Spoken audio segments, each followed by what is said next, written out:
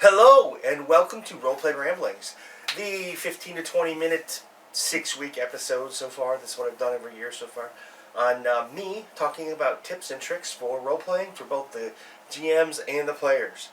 Today we're going to talk about the importance of note-taking, and as you might see, how it can be important for the players and the GM.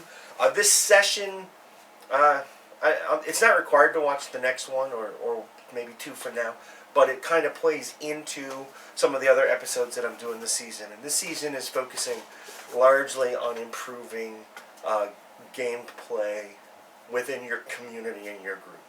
And there's a lot of different ways to do that.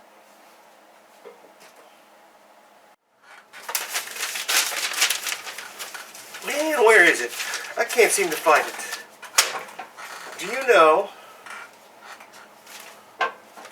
I love this helmet. Do you remember what Can found on the floor of the armory? I can't seem to find it in my notes. Well, it was probably a weapon, man. I mean, that's usually, did I give you a note card? Oh, yeah, that thing! Yeah. I wrote it down. It's right here. But it's blank.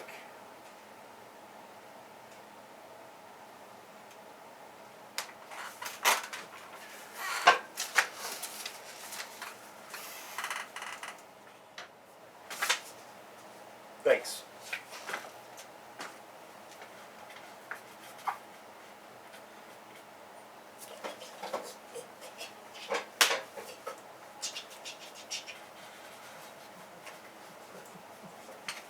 Called the Sword of Destiny for now, and this is what you know about it. No, I got another question. Do you remember what Dean said?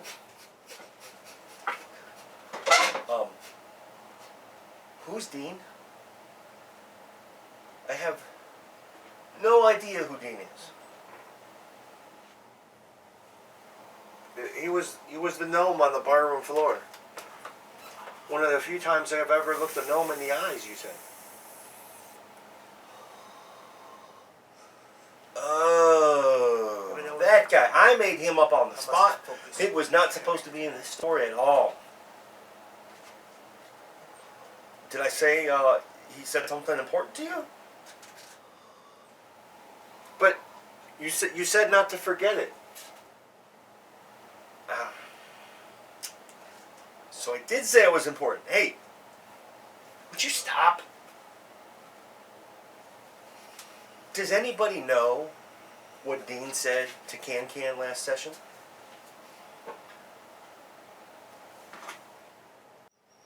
No more eyeballs for him.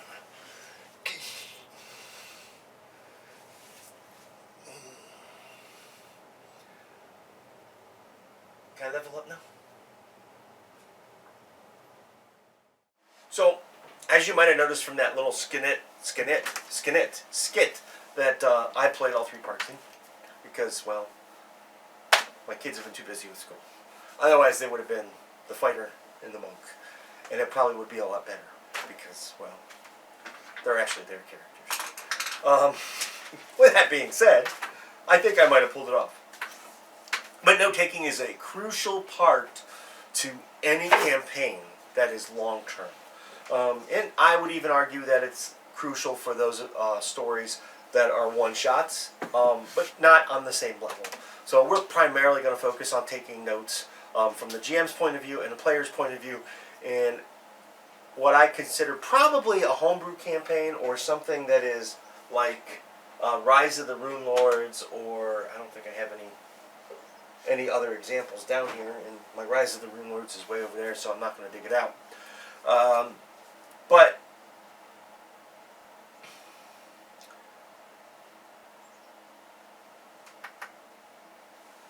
it helps. It does some things. It helps keep the story moving. It also helps the GM plant things and learn things about their players. For the players, it helps them to, what's the right word? express their interests in the storyline that the GM has done. And so what I'm saying is, so the player writes something down, and then, hey, that's my foot cat, leave it alone. Write something down that the GM might not have originally thought of, but the GM is observant enough to catch it, so he can come back and play with it at a later date. And we'll come back to that in a minute or two. So every PC, or what should the GM track? And well, every PC should take notes. I think every PC should. Otherwise, they're not really contributing to the community. And again, we're going to come back to that. We're starting primarily with the GM stuff. So what does the GM take notes on? Well, the GM should take notes on every key part of the story. But further, every NPC, because every NPC has the potential to come back to be a major part of your campaign. And so I've got some good examples and maybe some not so good examples. But one of the best examples I have was I started playing Shadowrun back, I want to say it was in high school, but I kind of think maybe it was the 90s. I might have been first couple of years of college. So we're talking Shadowrun 1, the original rendition of Shadowrun. And the GM introduced a dwarf that was kind of like a rigger. I don't remember the specifics of the classes from back then, or how they even did classes. It's been so long since I played Shadowrun 1, or SR1 I should say. And basically, he stepped on a mine. I don't remember all the details, or he got his legs blown off. And we were pretty bummed out about it, his loss. And so the GM, many levels later, brought him back into the campaign. He had made like pogo legs, and there goes my kitten, who's gonna be not annoying. Yay. And basically the guy came back with pogo legs, and he did things like, you got this little dwarf who had these pogo legs. He could run on them, and he'd take longer strides and all this fun stuff. And he came back to be a fundamental part of the way our game progressed, because the GM used that NPC to explore technology and give us more ideas as to what we can and can't do within the world of Shadowrun. So it was a quite influential decision. Some other things that happen is, one of the things that's going on in the game I'm playing right now is the NPC introduced a romance interest to my character, and the NPC turns out to be a spy. So you can have a lot of fun with a lot of different things. Now that one was a little bit more planned between the two of us. We both did that together. But you never know, and that's why you take notes on just about everything. Tragedies that happen in the NPC's life, like losing the legs, can be super, super important to your characters. My cat is getting in trouble. I don't know what she's doing, but she looks like she's getting ready to jump on my camera. Bear with me a moment. Okay, we're good. So take notes on the PCs. This is one of the most important parts of note-taking, I think, as a GM.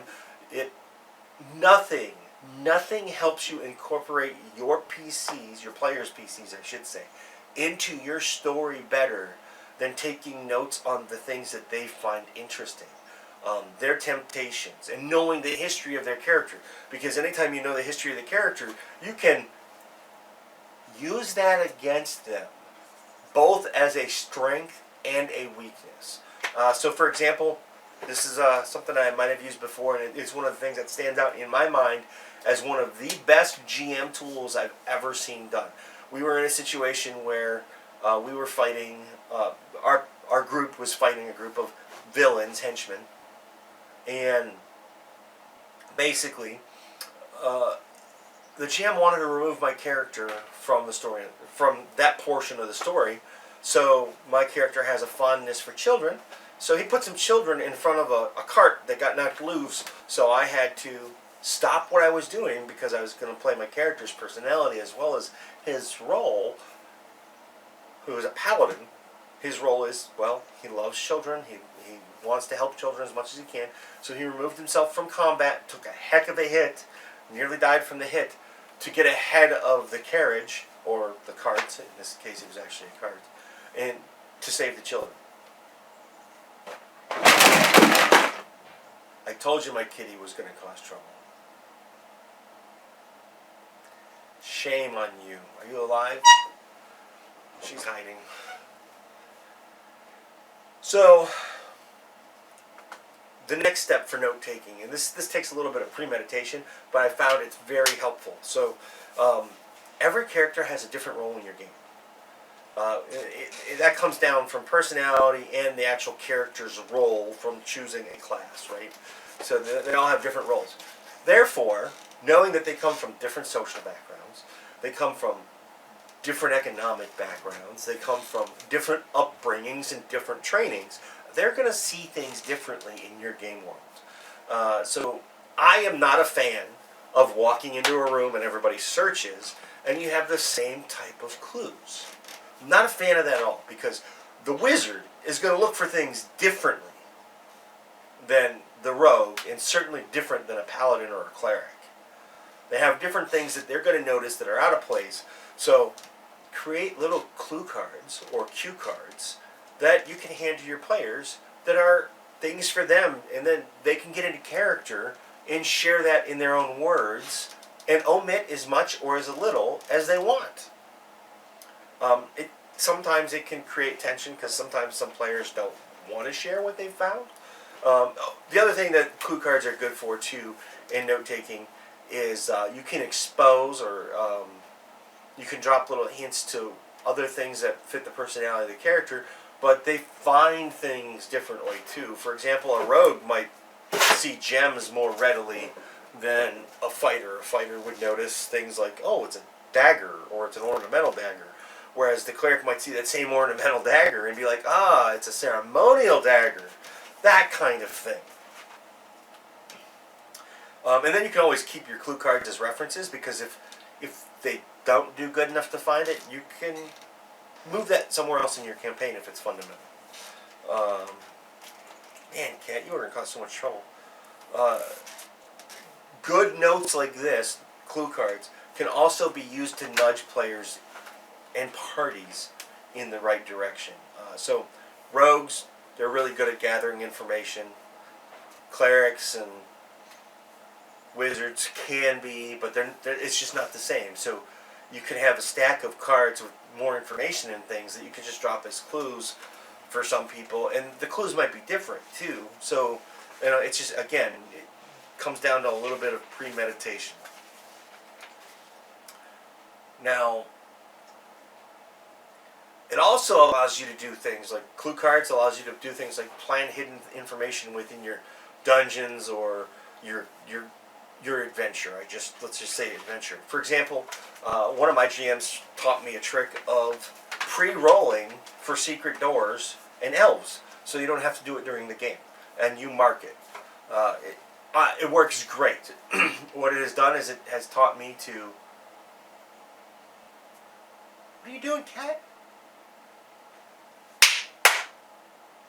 Thank you. She was about to knock over my computer. Silly cat, give me a gun. No, I'd never do that. But anyway, so you can pre-mark your secret doors. You can also pre-plan things that they're going to find with those same clue cards. And then you can just be like, okay, see note card, boom, boom, boom. And then you can have them broken down. I generally use index cards. I haven't gone ahead and prefabricated anything because I've never thought of being that organized, but I'm sure somebody out there might do that. So that's why GMs should take notes. It helps keep things flowing. It also helps you plant seeds and ideas in the players' minds, because now they actually have some. It's like you can tell somebody something and they'll forget it. But if you actually physically give them, you've incorporated more kind of thought involved in it. So whether it occurs to them that it's an important part of the game or not, they're more likely to treat it that way, because that's just the nature of the way we think. You incorporated more thought processes in taking it. You physically hand the player the card. They pick it up. They read it. Then they have to interpret it. So you might say it, hand them a card, and read it. That's 3 different ways of getting your point across. Now, for players, okay, cool clues. So what are cool clues from players? Well, the player might hint at something that he's planning on doing with his character. For example, a fighter might say, I want to go the dual wielding route. So you might note that on the sheet that you keep on the character. I personally keep a first level character sheet on all the players, and sometimes I make changes to it as they mature. But I also keep a big section on that sheet of paper just for the notes. Generally what I'll update with them as a GM is like their hit points, their armor class. And that's really about it. I don't care so much about the level in that when we're playing. That's the player's responsibility. But I will do things like that, and then I'll keep notes on what the character plans on doing so that I can make it a fuller experience for the player in the long run. But I think that the inactive player is the worst player for this because it's so hard. Well, one, you gotta motivate them. You gotta find out what motivates them to get into character, and that's not always the easiest thing to do. And that's another show on all of itself. Good note taking is things that influence the character, and this is actually parallel. Both the GM and the player should do this. The GM should know what influences the character because he might have a thing where he wants to motivate that character that's not as active as the other players, and they need their time to shine. So you might find a way to, like we did earlier with the example, remove the player from that portion of the adventure, but still keep them involved. They're doing something that's fundamentally important to who the individual of the character is. Players might think that sexy women are influential, or they might think political power is important, or status, your social status is important. You can find ways to play that into your game. For both of you, it'll be a very rewarding experience for your story, and it'll be a rewarding experience for your player. Now, relationships with NPCs. This is an important one. Take note. Both the player's going to do it on their own if it's important. You're going to notice as a GM. Oh wow! So this player really liked this character because she was cute. She was a warrior. Lot in common. So you can keep bringing them back if you never know when you're going to create that gem of an NPC.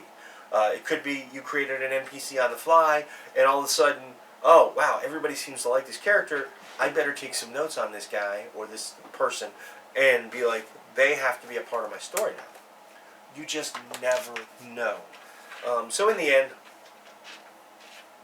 notes are an important part for both players and GMs. I think they're far more important for the GMs because storytelling is really what it's all about. Players are, how do I say this? Players are a big, big part of that. I think that the story should be a combination between the two with some kind of weird ratio that's different for every group. Some GMs can come in with a story and just let the players go with it and have a totally chaotic story where there is no cohesion as to how they get from A to B. Other GMs are much more linear. I think note-taking is super important in all of them. The other thing that I forgot to mention with note-taking is you could drop things, like say you're creating your own game world.